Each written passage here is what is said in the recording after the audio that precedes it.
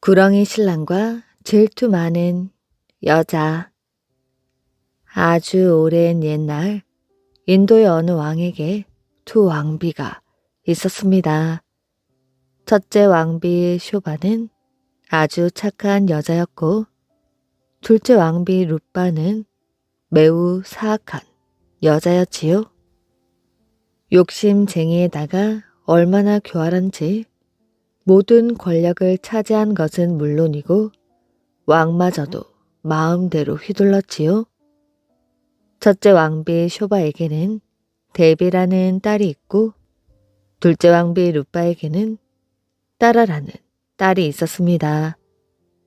그런데 룻바는 쇼바와 데비만 보면 못 잡아먹어 안달이었지요. 둘째 왕비 룻바는 왕에게 둘을 궁궐에서 내쫓자고 했습니다. 그들은 아무 힘도 없는데 그건 너무 심하지 않소?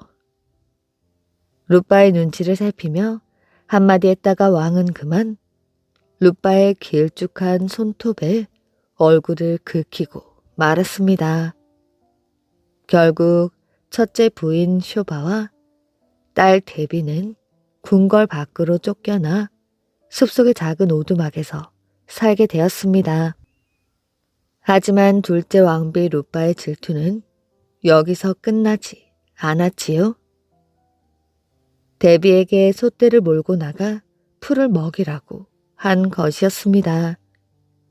데비는 룻바의 말을 듣지 않으면 더 큰 화를 당할까 두려워 매일 소를 몰고 나갔습니다. 데비의 모습은 더 이상 공주가 아니었지요. 그러던 어느 날이었습니다. 해가 저물 무렵 데비가 소를 몰아 집으로 가고 있는데 등 뒤에서 이런 소리가 들렸습니다. 데비야, 나와 결혼하지 않겠니? 깜짝 놀란 데비가 얼른 뒤를 돌아보았지만 아무도 없었습니다. 데비는 겁이 나서 정신없이 소를 몰아 집으로 돌아왔지요. 그런데 그 다음 날도 또 그 다음 날도 똑같은 소리가 들렸습니다. 데비의 말을 들은 쇼바는 곰곰이 생각해 보았습니다. 데비야, 오늘도 그 소리가 들리거든. 내일 아침 우리 집으로 오신다면 당신과 결혼할게요. 하고 말해보렴. 신께서 우리를 도우신다면 지금보다 더 불행한 일이야 생기겠니? 네, 어머니. 데비는 다음날 다시 소를 몰고 숲으로 갔습니다. 역시나 집으로 돌아오는 길에 또 그 소리가 들렸습니다. 데비는 어머니가 시킨 대로 말하긴 했지만 발걸음이 무거웠지요. 그날 밤 데비와 쇼비는 뜬 눈으로 밤을 보내고 날이 밝자마자 대문을 열어보았습니다. 대문을 연 순간 두 사람은 기겁을 하고 말았지요. 집채만한 구렁이가 대문 앞에 다리를 틀고 앉아 낼름낼름 혀를 내밀고 있었습니다. 게다가 꿈틀꿈틀 움직이더니 말까지 하는 것이었습니다. 안녕하십니까? 대개 따님의 초대를 받고 왔습니다. 오늘 아침 제가 이곳으로 오면 저와 결혼해 주겠다고 했거든요. 쇼바는 기가 막혀 아무 말도 할 수가 없었습니다. 그런데 어떻게 알고 왔는지 룻바가 달려와서는 대뜸 이렇게 말하였지요. 결혼을 하겠다고 약속했으면 반드시 지켜야지. 룻바의 말 한마디로 결혼식은 당장 치러지게 되었지요. 그 누구도 룻바의 말을 거역할 수는 없었습니다. 결혼식이 끝나고 구렁이는 데비와 함께 방으로 들어갔습니다. 쇼바는 밤새 딸이 무사하기만을 빌었지요. 다음날 아침 쇼바는 눈을 뜨자마자 딸의 방을 두드렸습니다. 그러자 스르르 방문이 열렸는데 아주 잘생긴 청년이 서 있는 것이었습니다.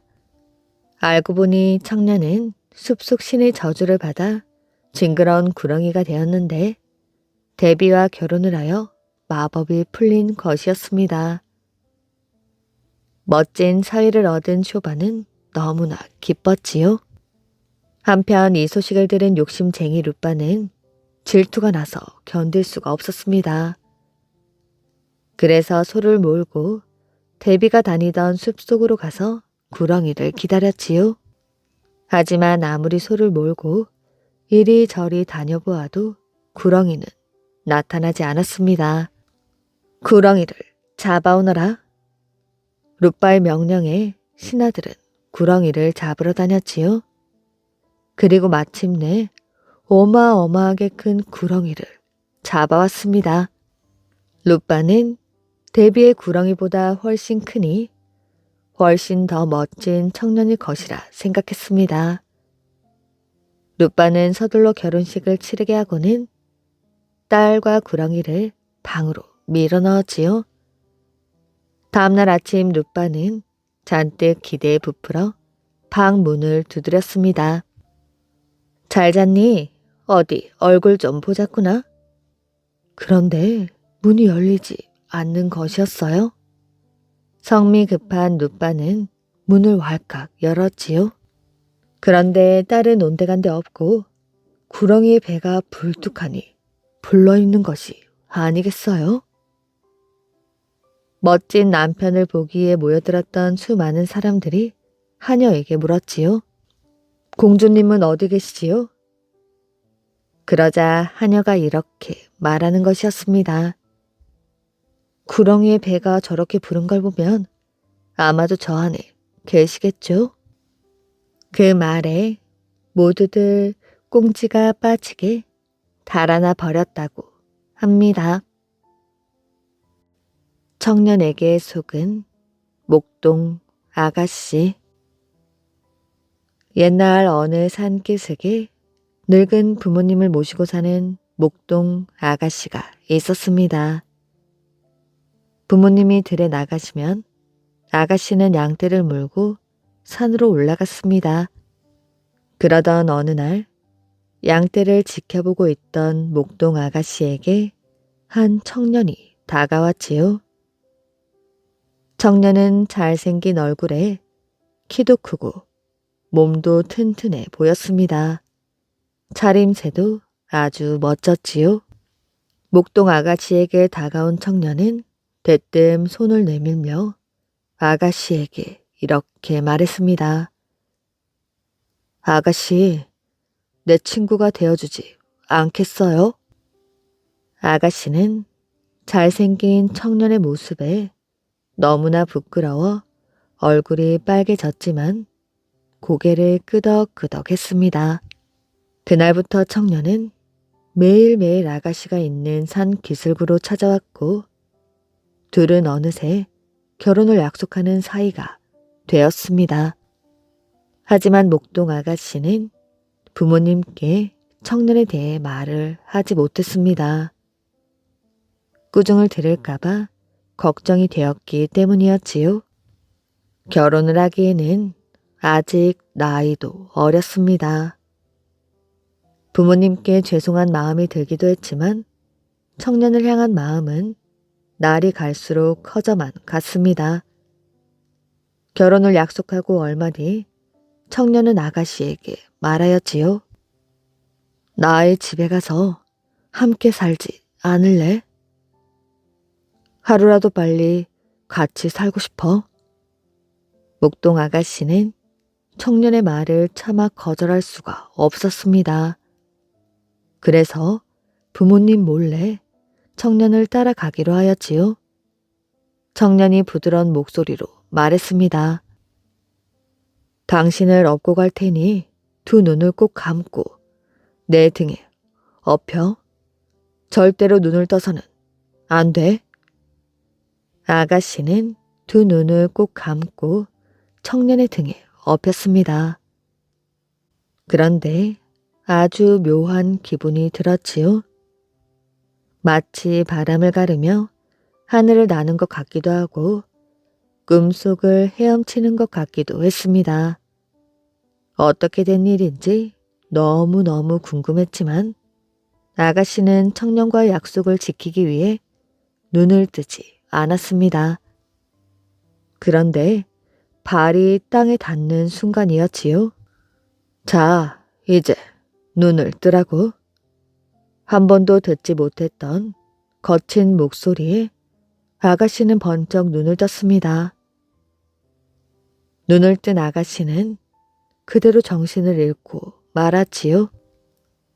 아가씨 앞에 떡하니 서 있는 것은 멋진 청년이 아니라 커다란 콘도르였습니다. 콘도르는 독수리보다 더 사납고 무서운 새였지요. 게다가 콘도르가 사는 곳은 까마득한 절벽 아래에 있는 차디찬 동굴이었습니다. 발 아래에는 깎아지른 듯한 절벽이어서 도망칠 수도 없었지요. 정신을 차리고서도 아가씨는 몇 번이고 다시 기절을 했습니다. 동굴 속에는 썩은 짐승의 살점들과 뼈다귀들이 나뒹굴고 있었습니다.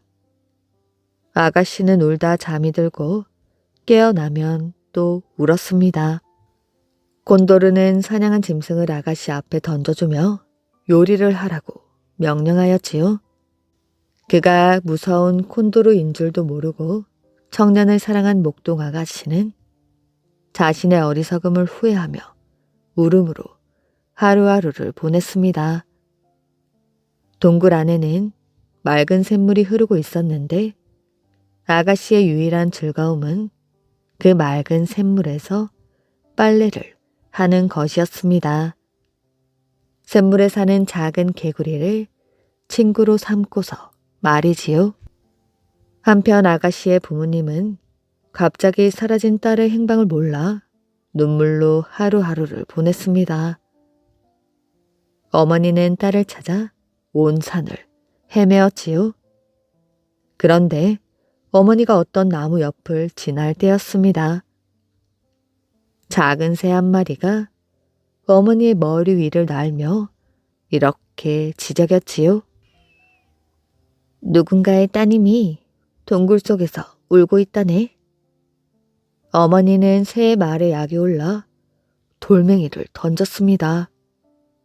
이놈의 새야, 딸을 잃고 슬피 우는 게 보이지 않는 것이야? 그런데 그 새는 돌에 맞고도 달아나지 않았습니다.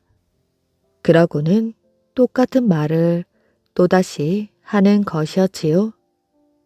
어머니는 무언가 이상한 생각이 들어서 새에게 물었습니다. 혹시 내 딸이 있는 곳을 알고 있니? 그렇다면 제발 좀 알려다오. 어머니가 눈물을 흘리며 부탁하자 작은 새는 어머니의 어깨에 내려와 앉았습니다. 그러고는 맛있는 음식을 달라고 하였지요. 어머니는 가지고 온 꿀물을 얼른 나누어 주었습니다. 제가 당신의 딸을 데리고 올게요. 작은 새는 훨훨 날아가 아가씨가 있는 동굴로 갔습니다. 그리고 아가씨에게 어머니 이야기를 하였지요.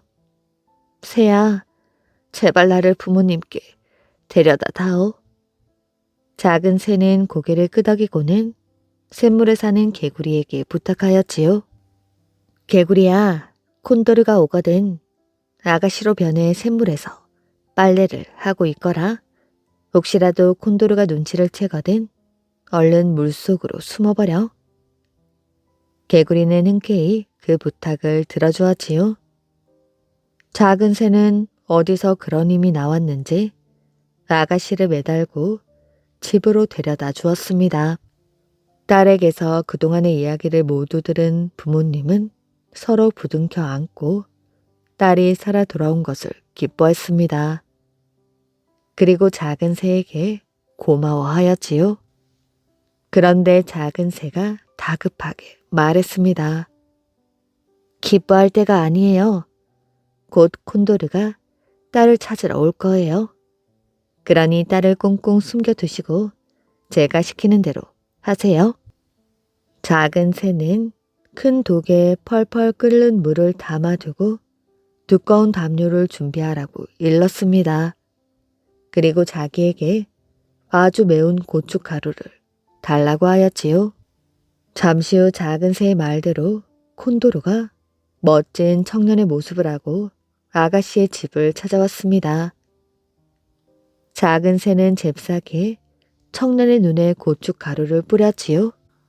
고춧가루를 뿌려 앞을 보지 못하게 한 다음 청년을 안으로 끌어들였습니다. 어머니는 작은 새가 시킨 대로 청년에게 두꺼운 담요가 덮인 독 위에 앉으라고 권하였지요. 여기서 잠시만 기다리시면 딸을 만나게 해주겠소. 앞이 잘 보이지 않는 청년은 어머니가 안내하는 대로 독 위에 털썩 앉았습니다. 그 순간 콘도르는 두꺼운 담요와 함께 펄펄 끓는 독 속으로 봉당 빠져버리고 말았습니다. 그 뒤로 목동 아가씨는 사랑의 아픔을 잊고 부모님과 함께 오래도록 행복하게 살았답니다. 한매 도령과 까투리 공주. 옛날 어느 봄날에 한매라는 총각 장기가 머슴을 데리고 산속을 돌아다니고 있었습니다. 진달래꽃이 정말 아름답구나. 하지만 머슴은 해를 가리키며 툴툴 거렸지요. 도련님, 날이 저무려고 합니다. 그까지 진달래꽃이 뭐가 좋다고? 늦게 가면 아버지께 꾸중을 들으세요. 너도 참, 꽃도 한철인데 이 아름다운 풍경을 놓쳐서야 되겠느냐? 한매는 진달래꽃으로 뒤덮인 산을 천천히 둘러보았지요. 그러다 무엇을 보았는지 한 곳에 시선을 고정시켰습니다. 바위 밑에 처녀 까투리들이 모여 있었지요. 한매는 그 중에서도 눈부시게 아름다운 까투리를 가리켰습니다. 저 아가씨가 보이지?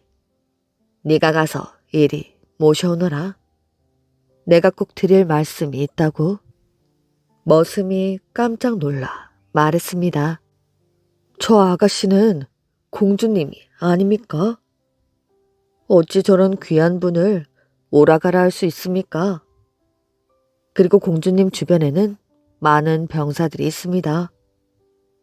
공주님을 잘못 건드렸다가는 큰일이 납니다. 녀석도 잔말이 많구나. 내가 보잔다고 하고 조용히 모셔오라니까. 저는 못 갑니다. 이런 못난 녀석 같으니라고. 싫으면 그만두거라. 한매는 푸드득 날아올라 까투리들에게 갔습니다. 공주는 한매를 보고 대뜸 물었지요. 여기는 궁전 식구들만 모여 노는 곳인데 그대께서 무슨 일로 오셨습니까? 저는 태수의 아들 한매라고 합니다. 꽃놀이를 왔다가 공주님을 뵙고는 첫눈에 반했습니다. 아내로 맞이하고 싶습니다. 부디 허락해 주십시오. 공주는 얼굴을 붉히며 말했습니다. 내가 원한다고 혼인을 할 수 있는 게 아닙니다. 쓸데없는 말 하지 말고 그만 돌아가세요. 임금님의 허락은 제가 받아내겠습니다. 그러니 공주님의 마음만이라도 알려주십시오. 기다리겠습니다. 말을 마친 한매는 공주에게 절을 하고 그 자리를 떠났습니다. 공주는 한매의 뒷모습을 계속해서 바라보았지요. 다음날 아침이었습니다. 한매는 아버지께 문안인사를 드리러 갔다가 뜻밖의 말을 들었습니다. 한매야, 너도 장가들 나이가 되었지. 봄이 가기 전에 혼인을 하도록 해라. 네가 어렸을 적 이미 정해놓은 신부감이 있단다. 너도 그 색시를 알지? 저 산 너머의 태수의 딸인데 오래전부터 너를 사모해 왔다는구나. 아버지, 저는 그 색시와 혼인할 마음이 없습니다. 뭐라고? 그런 마음에 두고 있는 신부감이라도 있다는 것이야? 아버지가 묻자 한매는 입을 다물었습니다. 지금은 아버지께 말씀드릴 수가 없어. 공주님이 나와 혼인하겠다고 하면 그때 말씀드리자. 일주일이 지난 어느 오후였습니다. 한매는 머슴과 집 근처를 서성거리다가 집 쪽으로 날아오는 까투리를 보았지요. 까투리는 한매를 보자 말했습니다. 혹시 태수의 아드님인 한매 도령입니까? 그렇습니다. 저는 공주님을 모시고 있는 시녀입니다. 공주님의 편지를 가지고 왔습니다. 한매는 반가워 어쩔 줄을 몰랐습니다. 얼른 편지를 건네받아 읽었지요. 저도 제 마음을 모르겠습니다. 공자님을 뵙자마자 평생 공자님의 아내로 살아야겠다는 생각을 했습니다. 저는 어마마마께 제 마음을 털어놓았지요. 어마마마는 아바마마께 제 뜻을 말씀드렸나 봅니다. 아바마마는 이미 사윗감을 정해놓았다면서 제 마음을 사로잡은 공자님을 당장 잡아들이라는 명령을 내리시겠다는 게 아니겠어요? 저는 공자님과 맺어질 인연이 아닌가 봅니다. 병사들에게 잡히기 전에 멀리 달아나서 다른 나라 까투리와 행복하게 사시기 바랍니다. 바로 그 순간 수십 명의 병사들이 한매를 애워쌌습니다. 병사들은 한매를 꽁꽁 묶어 궁전 감옥에 가두어 버렸지요. 공주는 이 사실을 알고 몸져 누웠습니다. 음식도 전혀 먹지 않고 잠도 자지 않았지요. 공주는 나날이 여위와 같습니다. 왕비는 공주 때문에 걱정이 태산 같았지요. 이러다가 하나밖에 없는 딸아이를 잃고 말겠어요. 임금은 침통한 표정으로 앉아 있었습니다. 한매 도령과 운무 장군에게 힘과 지혜를 겨루게 하는 게 어떻겠소? 목숨을 걸고 싸우게 하여 이기는 쪽의 공주를 내주는 것이요. 내 보기에 한매 도령은 운무 장군의 적수가 못 돼요. 좋은 생각입니다. 한매 도령이 죽으면 공주도 어쩔 수 없이 운무 장군을 택할 것입니다. 그리하여 궁전 뒷마당에서는 한매와 운무의 대결이 벌어지게 되었습니다. 주위에는 소문을 듣고 수많은 백성들이 몰려와 있었지요. 심판을 맡은 관리가 한매와 운무에게 말했습니다. 오늘 시합은 지혜 겨루기이다. 매바위골 너머 깊은 골짜기에는 임금님이 좋아하시는 장수초가 있다. 그 장수초를 먼저 뜯어 임금님께 바치는 쪽이 이기는 것이다. 장수초가 있는 골짜기로 가려면 매바위골을 지나야 합니다. 그런데 매바위골에는 꿩을 노리는 매들이 우글우글 하였지요. 이제까지 매바위골에 가서 살아 돌아온 꿩은 하나도 없었습니다. 꿩 나라 임금과 왕비는 운무가 이길 것으로 믿었습니다. 출발 신호가 울리자 한매와 운무는 하늘로 날아올랐지요. 운무는 한매를 앞질러 매바위골로 먼저 날아갔습니다. 한매는 운무를 뒤쫓다가 갑자기 매바위골 숲속으로 숨어들었습니다. 매바위골로 날아가다가는 매들의 공격을 피할 수 없을 것 같아서였지요. 한매의 예상대로였지요. 운무는 당당히 날아가다 멧돼를 만나 꼼짝없이 잡아먹히고 말았습니다. 한매는 숲속에서 밤이 되기를 기다렸지요. 숲이 어둠이 잠기자 한매는 주위를 살피며 조심조심 기어갔습니다. 숲을 지나 비탈길을 오르니 어디선가 풀 향기가 바람에 실려왔지요. 말로만 듣던 장수초였습니다. 한매는 장수초를 캐어 궁전으로 돌아왔지요. 밤 늦게까지 기다리고 있던 백성들은 함성을 질렀습니다. 한매는 감옥에서 풀려나와 공주와 혼이 나게 되었지요. 한매와의 시합에서 아들을 잃은 대보 장군은 한매에게 원한을 품었습니다.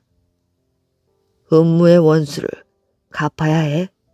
한매 녀석을 해칠 방법이 없을까? 대보 장군은 국리를 거듭하다가 한매에게 부모가 정한 신부감이 있다는 사실을 알고 임금을 찾아가게 되었습니다. 한매는 임금님과 공주님을 속였습니다. 부모님이 정한 신부감이 따로 있다고 합니다. 제가 듣기로는 한매가 그 신부감이 있다는 것을 얼마 전에 알았다고 합니다. 따라서 한매에게 다시 한번 기회를 주어 다른 신랑감과 지혜를 겨루게 했으면 좋겠습니다. 그럼 상대는 누가 좋겠나? 제가 보기에는 병부 대신의 아들 큰내 장군이 적임자로 보입니다. 임금은 대보 장군의 의견을 받아들였습니다. 그래서 추석날 한매와 큰내가 용마루 골짜기에서 지혜를 겨루게 되었지요. 추석날에는 사람들이 사냥을 하러 산으로 몰려옵니다. 그 길목에 한매와 큰내가 미리 가 있다가 사람들의 공격을 피하여 살아남는 쪽이 이기는 것으로 했습니다. 한매와 큰내는 용마루 골짜기에 몸을 숨겼지요.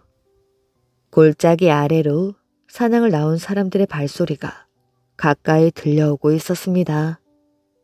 사람들은 사냥감을 찾아 숲을 이잡듯 뒤지고 있었지요. 큰내는 풀숲에 숨어 있었습니다. 사람들이 풀숲을 뒤지며 다가오자 큰내는 푸드득 날개를 힘차게 치며 하늘로 날아올랐지요. 그 순간 날카로운 화살이 날아와 큰내의 몸에 꽂혔습니다. 큰내는 화살을 맞고 풀숲으로 떨어지게 되었지요. 한매는 반대편 풀숲에 있었습니다. 사람이 다가온다고 해서 하늘로 날아오르면 안 돼. 사람에게 밟히더라도 끝까지 숨어 있는 것이 살 길이야.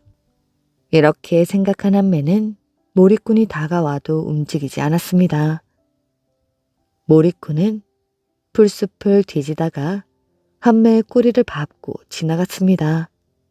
이렇게 하여 한매는 큰내와의 대결에서도 승리할 수가 있었습니다. 임금은 한매가 용기와 지혜가 뛰어나다며 칭찬을 아끼지 않았지요.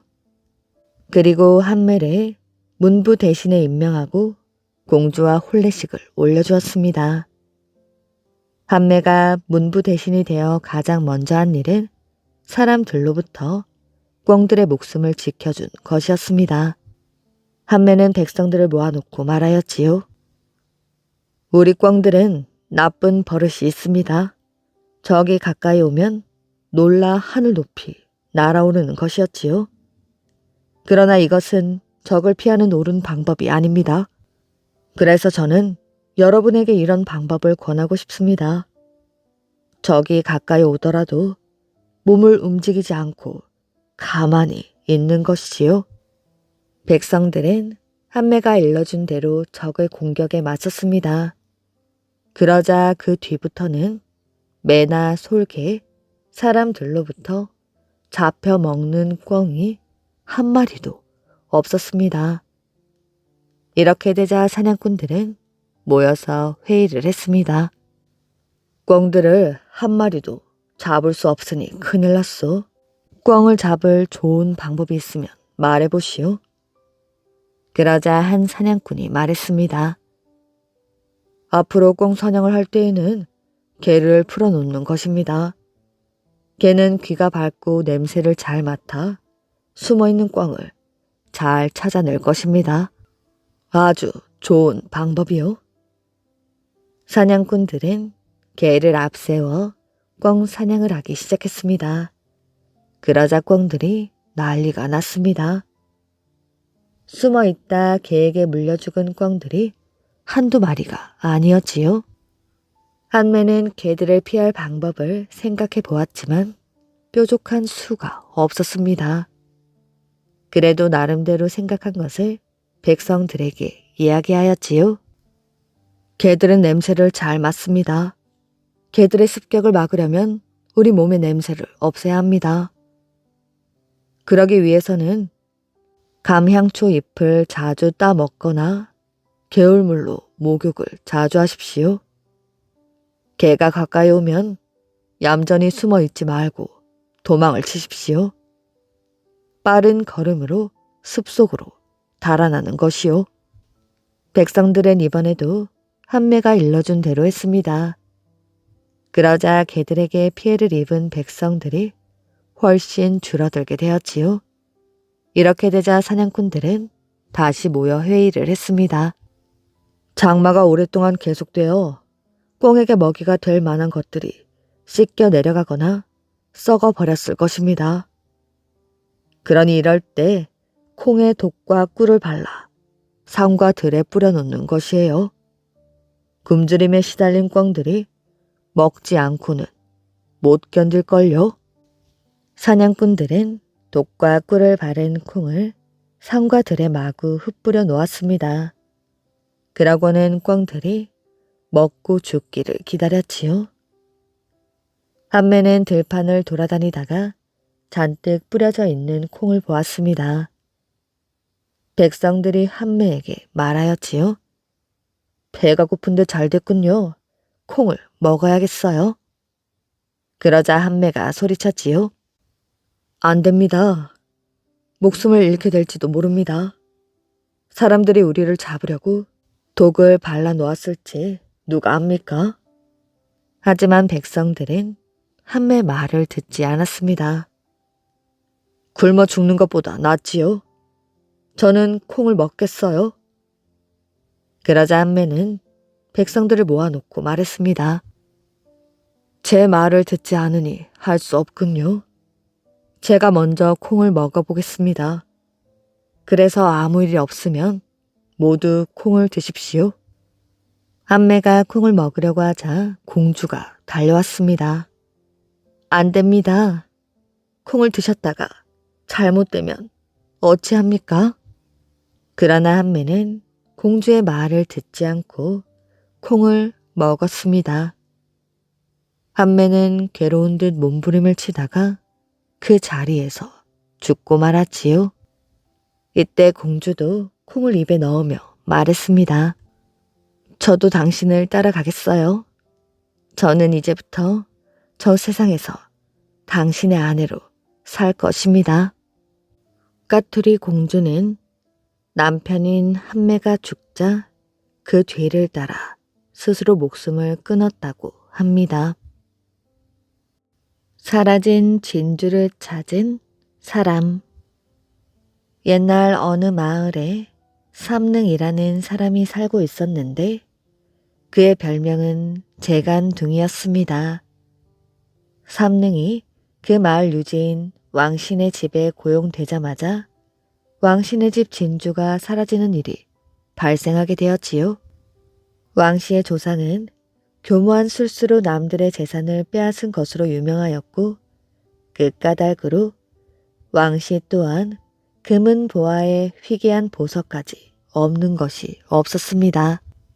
이러한 보석들은 해마다 제사를 지낸 뒤에 모두 가지고 나와 햇볕에 내놓고 말렸지요. 그날도 햇볕에 내놓았다가 오후에 수거를 하면서 진조 7알이 사라진 것이 밝혀지게 되었습니다. 이 일로 왕씨네는 발칵 뒤집혔고 머슴, 유모, 여종들 모두 혐의자가 되었지요. 특히 보석을 지키고 있던 여종 혜선이 의심을 받았습니다. 해서는 관아에 갇혀서 계속해서 신문을 받았지요. 왕씨의 부인은 흉포한 성격으로 마을에선 이미 유명했습니다. 그녀는 갑자기 머리에 꽂고 있던 비녀로 해선의 얼굴을 찔러 피를 흘리게 하더니 그것도 모자라 당장 진주를 내놓지 않으면 오물을 뒤집어 쓸 줄 알라며 악다구니를 썼습니다. 해선은 억울한 누명에 화가 나서 머리를 땅에 박고 울기만 하였지요. 삼능이 해선에게 물었습니다. 어찌된 일이야? 보석을 지키던 그날엔 개미 한 마리도 얼씬하지 않았어요. 줄곧 자리를 떠나지 않고 있었다고요. 피곤하여 잠시 낮잠에 들었다가 거위떼 소리에 깼습니다. 거위라고? 예, 내가 쫓아내었지요. 삼능은 잠시 생각에 잠겼다가 입을 열었습니다. 내가 네 누명을 벗겨주지.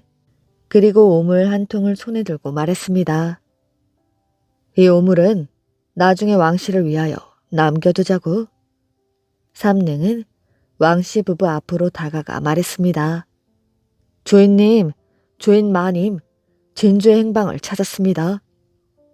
왕씨 부부는 한 걸음에 달려나왔지요. 그래, 어디 있더냐? 도둑놈이 삼키어 자기 뱃속에다 숨겨놨지요. 그럼 어찌하면 좋겠느냐? 제게 잘 드는 칼 하나를 주십시오. 놈의 배를 갈라 하나씩 꺼내드리겠습니다. 왕씨 부인이 그 말을 듣고 기뻐했습니다. 머슴이 훔쳤으면 머슴의 배를 가르고 여종이 훔쳤으면 여종의 배를 가르거라. 그렇게 하지 않으면 우리 왕씨 집안의 법도가 얼마나 엄격한지 모를 테니까. 그녀는 말을 마치고는 번쩍이는 식칼을 가지고 나와서 삼능에게 건네주었습니다. 왕씨는 종을 쳐서 머슴과 여종을 모두 불러 모았지요. 왕씨 부인이 말했습니다. 보물을 훔쳐먹은 녀석의 배를 가르거라. 불쌍히 여길 필요는 전혀 없다. 삼능이 말했습니다. 여기 있는 사람들은 모두 결백합니다. 보석을 훔쳐먹은 사람은 없습니다. 왕씨가 말했습니다. 하인들이 모두 여기에 모여있지 않느냐? 부인이 말하였지요. 저 녀석들이 훔친 게 아니라면 우리가 훔쳤단 말이냐? 바로 이때 한 머슴이 거위떼를 몰고 들어왔습니다. 삼능이 말하였지요. 보십시오. 바로 보물을 훔쳐먹은 녀석들입니다. 그는 거위를 한 마리 한 마리씩 잡아서는 차례로 배를 갈라 보석 7개를 모두 꺼냈습니다. 삼능이 눈 깜짝할 사이에 보석 도난 사건을 해결하자 왕신의 집안은 흥분에 휩싸였지요. 어떤 사람은 그 지혜에 감탄하고 어떤 사람은 감사의 뜻을 표했습니다. 왕씨도 엄지손가락을 치켜 세웠지요. 해서는 13능 덕분에 오물을 뒤집어 쓰는 모욕을 면할 수 있었기 때문에 고마워하며 머리가 땅에 닿도록 절을 했다고 합니다. 원수 갚은 여우. 옛날 어느 날 독수리와 여우가 만나 약속을 했습니다. 우리는 이웃 사촌이야. 서로서로 도우며 사이좋게 지내자. 독수리와 여우는 굳게 맹세하며 한 곳에서 같이 살기로 했습니다. 독수리는 나무 꼭대기에 둥지를 틀고 여우는 그 나무 옆에 서 있는 풀숲에 보금자리를 마련하기로 하였지요. 시간이 흘러 독수리와 여우는 새끼를 낳게 되었습니다. 둘은 새끼들에게 먹이를 구해주느라 서로 바쁘게 지내었지요. 그러던 어느 날 독수리는 여우가 먹이를 구하러 집을 나서는 것을 보았습니다. 여우 집에 새끼들이 있겠지. 그놈들을 잡아 배고파 우는 우리 새끼들에게 먹여야겠다. 독수리는 여우 새끼들을 자기 둥지로 물어와 새끼들에게 먹임으로써 여우와 원수 사이가 되었습니다. 화가 난 여우는 독수리에게 복수를 하고 싶었지요. 하지만 날개가 없어서 독수리에게 가까이 갈 수가 없었습니다. 여우는 원수인 독수리를 저주하며 제우스에게 하소연을 하였지요. 제우스 신이시여, 당신은 우주 만물을 다스리는 분입니다. 하지만 저는 당신에게 불만이 많습니다. 왜 동물 세상에서 일어나는 일은 나 몰라라 하십니까? 어째서 저 같은 억울하고 기막힌 사정은 관심조차 없으십니까? 제우스는 여우의 하소연을 들었습니다. 그로부터 얼마 뒤 여우에게 원수를 갚을 기회가 오고 말았지요. 농부들이 들판에 모여 양을 불에 태워 제사를 지내고 있을 때였습니다.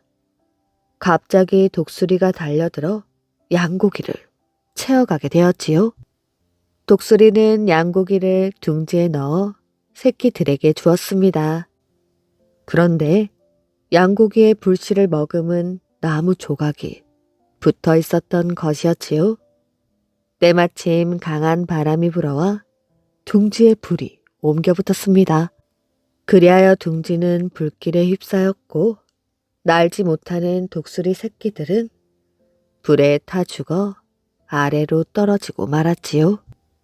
여우는 이 기회를 놓치지 않았습니다. 어미 독수리가 지켜보는 가운데 재빨리 달려들어 독수리 새끼들을 먹어 치웠다고 합니다.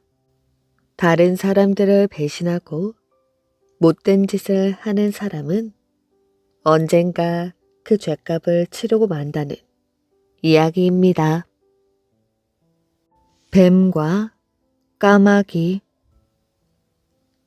따뜻한 봄이 되자 까마귀 부부는 보금자리를 만들었습니다. 크고 우람한 나무의 아래쪽 가지에 둥지를 튼 것이었지요. 까마귀 부부는 둥지가 꼭 마음에 들었습니다. 온갖 정성을 다해 지은 집이기에 그 집에 사는 하루하루가 즐겁고 행복했습니다. 여보, 우리 이 집에서 오래오래 살아요. 이리 좋은 집에서 살게 되다니 정말 꿈만 같소. 까마귀 부부는 둥지에 알을 낳고 정성껏 품었습니다.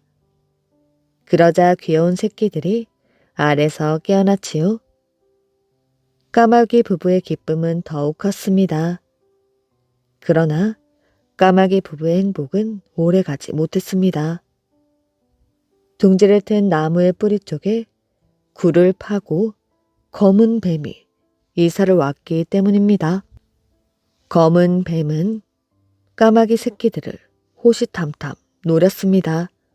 그러더니 어느 날 까마귀 부부가 외출한 사이 스르르 기어 올라와 새끼 몇 마리를 잡아먹었지요. 까마귀 부부는 뒤늦게 이런 사실을 알고 하늘이 무너지는 듯한 슬픔을 느꼈습니다. 더 이상 여기에 살 수 없어요.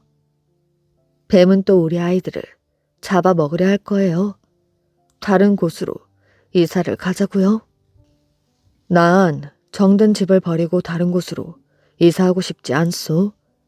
그보다는 뱀을 없애는 방법을 궁리해 봅시다. 우리가 무슨 힘이 있다고 뱀을 처치해요.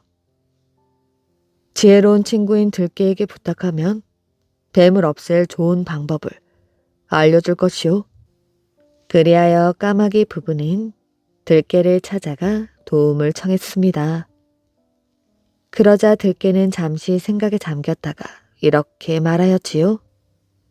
지금 당장 궁전으로 날아가 임금이나 귀족들이 몸치장하는 데 쓰는 보석을 훔쳐오게. 그리고는 그 보석을 뱀의 굴 속에 떨어뜨려 놓는 것이야. 그럼 모든 일이 자연스레 풀릴 걸세. 까마귀 부부는 들깨가 시키는 대로 궁전으로 날아갔습니다. 궁전에서는 마침 왕비와 귀부인들이 연못가에서 놀고 있었지요. 그들은 목걸이, 귀고리 등을 빼어 한 귀퉁이에 놓아두었습니다. 까마귀 아내는 기회를 엿보다가 재빨리 날아가 귀고리를 물어왔습니다. 그리고 서둘러 보금자리로 향하였지요. 그 모습을 본 병사들은 까마귀들을 뒤쫓기 시작했습니다. 까마귀 아내는 둥지가 있는 곳까지 날아와 귀고리를 뱀 굴 속에 떨어뜨려 놓았지요. 병사들은 나무를 샅샅이 살피다가 뱀 굴을 발견했습니다. 그들은 막대기로 굴 속을 찔러대었는데 뱀이 기어 나왔지요. 병사들은 칼로 뱀을 찔러 죽이고는 굴에서 귀걸이를 찾아냈습니다. 이리하여 까마귀 부부는 둥지에서 예전처럼 편안하게 살 수 있었다고 합니다. 하늘나라로 날아간 토끼. 어느 날 토끼가 길을 가다가 나무 열매를 발견했습니다. 토끼는 맛있게 열매를 먹었지요. 그때 커다란 말똥가리가 토끼를 보았습니다. 토끼님, 뭘 그렇게 맛있게 드세요? 이 열매 좀 보세요. 얼마나 달고 맛있는지 몰라요? 아, 그러세요? 말똥가리는 열매를 힐끗힐끗 훔쳐보며 이렇게 생각했습니다. 이놈의 토끼, 그동안 날 그렇게 골탕 먹이더니 어디 혼 좀 나봐라. 말똥가리는 헛기침을 하면서 이렇게 말하였지요. 아무리 달고 맛있다고 해도 하늘나라의 열매하고는 비교도 안 되지요. 하늘나라의 열매라니요? 그게 무슨 말이에요? 지금 하늘나라에서는 잔치가 열리고 있거든요. 그곳에는 언제나 달콤한 열매가 가득하답니다. 지금 마침 그곳에 가는 길인데 같이 가실래요? 정말이에요? 저도 갈 수 있나요? 그럼요. 제 등에 올라타기만 하면 되는걸요. 그럼 잠깐만 기다리세요. 제가 얼른 가서 기타를 가져올게요. 잔치에는 원래 음악이 있어야 하잖아요. 토끼가 깡충거리며 기타를 들고 뛰어오자 말똥가리가 말했습니다. 얼른 제 등에 타세요. 제 몸을 꼭 붙잡으시고요. 자, 이제 날아오릅니다. 말똥가리는 토끼를 골려줄 생각에 절로 신이 났습니다. 하늘 높이 날아오르자 말똥가리가 소리쳤지요. 자, 이제부터 시작이다. 토끼가 고개를 갸우뚱하며 물었습니다. 지금 뭐라 하셨어요? 말똥가리는 아무 말도 하지 않고 빙글빙글 위로 아래로 날았습니다. 왼쪽 오른쪽으로 정신없이 왔다 갔다 하기도 하다가 위로 붕 올랐다가 아래로 쌩 곤두박질 치기도 하였지요. 토끼는 말똥가리 등에서 떨어지지 않으려고 안간힘을 썼습니다. 하지만 너무나 어지러워 금방이라도 아래로 떨어질 것만 같았지요. 도대체 왜 이렇게 나는 거예요? 하늘나라에 가기가 어디 그렇게 쉬운 일인가요? 어지러워 죽겠어요. 이제 하늘나라가 눈앞에 와 있어요. 말똥가리는 아까보다도 더 빠르게 위로 앞으로 옆으로 뒤로 마구마구 날았습니다. 그만, 어서 나를 땅에 내려줘. 토끼는 소리를 지르다가 메고 있던 기타로 말똥가리의 머리를 힘껏 내리쳤습니다. 어찌나 세게 쳤던지 말똥가리의 머리가 기타 구멍 속으로 쑥 들어가 버리고 말았지요. 말똥가리가 정신을 잃고 아래로 떨어지자 토끼는 말똥가리의 날개를 쫙 펴서 무사히 땅으로 내려올 수가 있었습니다. 얼마 뒤 말똥가리가 깨어나자 토끼가 말하였지요. 하늘나라에 있는 당신 친구들에게 기타를 벗겨달라고 하시지. 이건 나를 골탕 먹인 벌이야. 말똥가리는 기타에서 머리를 빼내려고 무척이나 애를 썼습니다. 마침내 머리가 구멍 속에서 쑥 하고 빠져나오게 되었습니다. 하지만 너무 애를 쓴 탓에 목에 있던 털이 한 움큼이나 빠져버리고 말았지요. 말똥가리의 목에 털이 없는 것은 바로 이런 일 때문이라고 합니다. 영웅바위 이야기. 선조 임금 시절 토정 이지함이 아산 현감으로 있을 때의 일입니다. 그는 이골 현감으로 복직하는 동안 백성들의 살림을 자기 집처럼 잘 보살피고 민원을 신속하고 공정하게 처리하여 백성들의 칭송이 자자했습니다. 더욱이 토종 선생은 풍수지리에 밝은 데다가 축지법까지 쓴다는 소문이 있었고 인간 세상의 앞을 훤히 내다보는 능력을 지녔다고도 했습니다. 하루는 토정 선생이 저녁 식사를 하고 나서 뜰을 산책하다가 밤하늘을 쳐다보며 개탄하는 것이었습니다. 큰일이 났구나.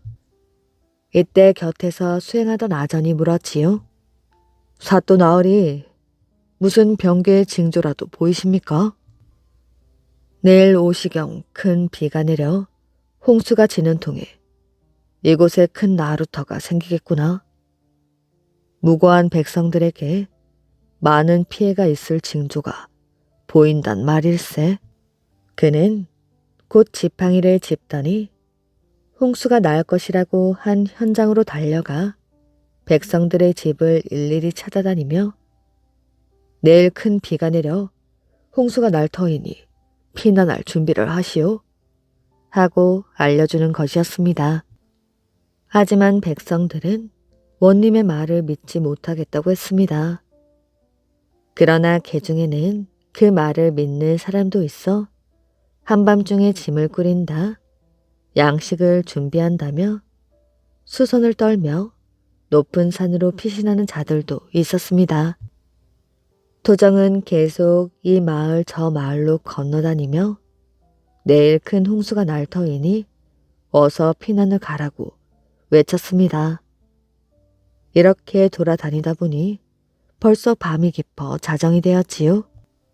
그래도 지칠 줄 모르고 백성들을 구하기 위해 돌아다니고 있었는데 저쪽에서 한 지게꾼이 원님 곁으로 다가오면서 코 웃음을 치며 한마디 불쑥 내밀었습니다. 내 발등에 떨어진 불은 보지 못하고 남의 발등에 떨어진 불만 끌어다니는군. 이 말을 들은 토정은 놀라지 않을 수가 없었습니다. 그가 예사 사람이 아닌 듯하여 토종은 얼른 그의 뒤를 쫓아가면서 잠깐 서보라고 불렀지요. 그러나 그는 빠른 걸음으로 걷기만 했습니다. 얼마나 걸음이 빠른지 도저히 따라갈 수가 없자 토정 선생은 축지법으로 그를 쫓으면서 잠깐만 이야기를 하자고 부탁했습니다. 갈 길이 바쁜 사람이요. 왜 자꾸 부르는 게요? 선생이 조금 전 하신 말씀이 무슨 뜻인가요? 그러나 지게꾼은 걸음을 멈추지 않은 채 말했습니다. 그래도 무슨 말인지 모르겠소. 아직 그 뜻을 헤아릴 수가 없습니다. 어서 가르쳐 주십시오. 아까도 말했지만 지금 당신은 백성들을 구하러 다닐 때가 아니란 말이오. 어서 자신의 위급함부터 깨달으란 말입니다. 좀 더 자세히 말씀해 주십시오. 정 그렇다면 알려드리지요. 얼마 뒤 이곳에 물난리가 날 것인즉 당신의 생명이 위태롭단 말이오. 그러니 남들 걱정만 하지 말고 자신의 안전을 강구하란 말이오. 아니, 저는 내일 5시에나 터질 줄 알고 있는데요. 아니요. 자시와 오시는 서로 상충하는 법이요.